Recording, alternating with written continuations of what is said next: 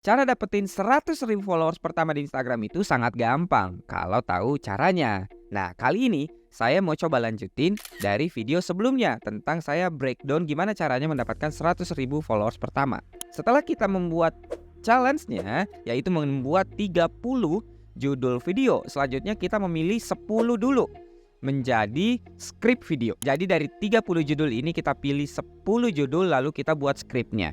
Setelah buat skripnya kita bener-bener langsung produksi. Kalau misalnya ini video ya udah langsung rekaman, langsung edit. Kalau hanya quote, desain, carousel ya udah langsung didesain. Tapi 30.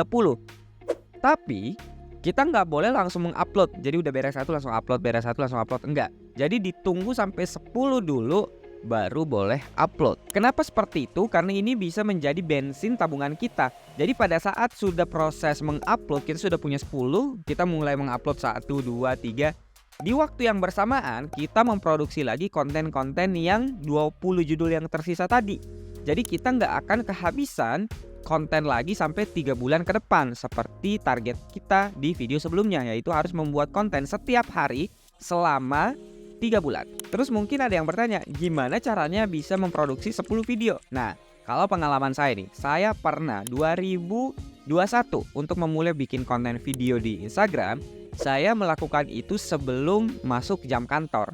Setiap hari saya produksi 4 video dari hari Senin sampai hari Jumat. Berarti saya bisa memproduksi 20 video.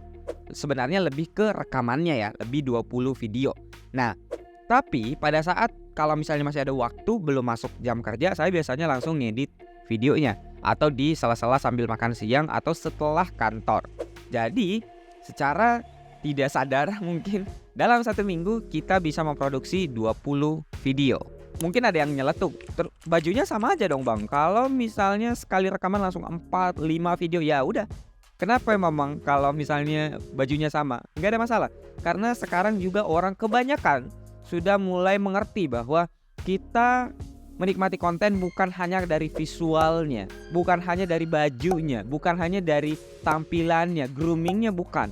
Tapi benar-benar kita menyadari bahwa kita menikmati konten video, mendapatkan konten video dari informasi yang disampaikan. Jadi nggak usah terlalu peduli hal seperti itu dulu di awal. Di awal ini benar-benar kita fokus untuk menyampaikan hal, menyampaikan pemikiran, menyampaikan pendapat gitu melalui video. Jadi hal-hal yang seperti ini nggak usah dipukirin.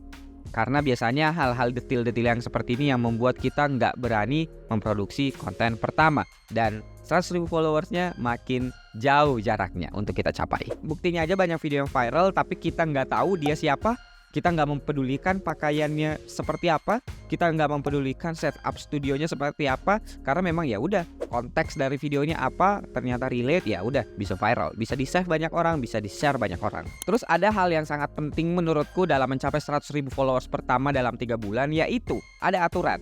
1, nggak boleh kita memposting apapun hal-hal pribadi di feed ataupun di reels. Jadi jangan dulu posting kegiatan-kegiatan harian kalian, kegiatan lagi mau makan apa, lagi mau jalan-jalan kemana, ya kecuali memang itu adalah topik kalian ya, topik makanan dan topik jalan-jalan. Tapi di luar dari itu nggak usah posting hal-hal yang sifatnya personalized, sifatnya selfish, nggak usah dulu. Mungkin kalaupun pengen banget ya udah di story aja. Pastikan di feednya itu adalah konten-konten yang memang dikonsep, konten-konten yang masuk dalam jadwal judul-judul yang tadi aja. Kenapa? Karena ini bisa meningkatkan follow rate ketika ada orang yang berkunjung ke akun kita. Ketika ada orang yang nonton nih, misalnya kamu bahas tentang tips iPhone. Nah, ketika ada orang yang nonton video kamu dan masuk ke profilmu dan ngeliat banyak video tentang tips iPhone, follow rate-nya biasanya semakin tinggi.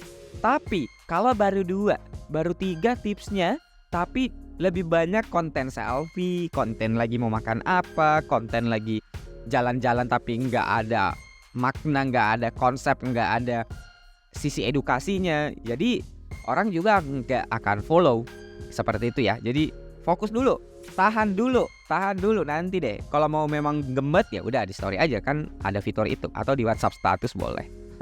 Terus mungkin masih ada di antara kalian yang kadang bingung gimana ya bikin idenya, bikin judul kontennya. Nah, salah satu caranya kalian sebenarnya bisa pakai platform yang namanya answerthepublic.com. kamu bisa memasukkan keywordnya di situ. Misalnya kamu suka bahas kopi, kamu ketik aja coffee. Nanti di situ ada banyak pertanyaan-pertanyaan yang muncul dan bisa kamu jadikan ide untuk membuat konten.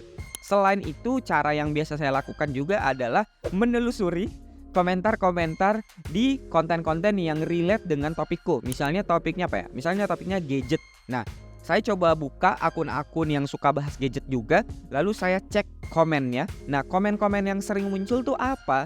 Nah, kenapa kita harus membuat konten dari komentar tersebut? Karena itu menandakan bahwa konten yang dibuat oleh seseorang itu belum menjawab kebutuhan pertanyaan dari audiensnya. Nah, dari situ kita masuk celahnya. Karena ternyata audiens butuh informasi B, tapi yang disampaikan lewat konten hanya A dan C. Nah, berarti PR kita nih sebagai kreator pemula mengambil celah itu. Kita membuat konten B supaya bisa menjadi jawaban, bisa menjadi mencuri perhatian dari audiens yang membutuhkan informasi tersebut. Nah, itu yang sering saya lakukan waktu itu. Orang bahas-bahas iPhone, review iPhone baru, review ketahanan kamera dan segala macam. Saya melakukan apa? Saya bahas aplikasi di iPhone.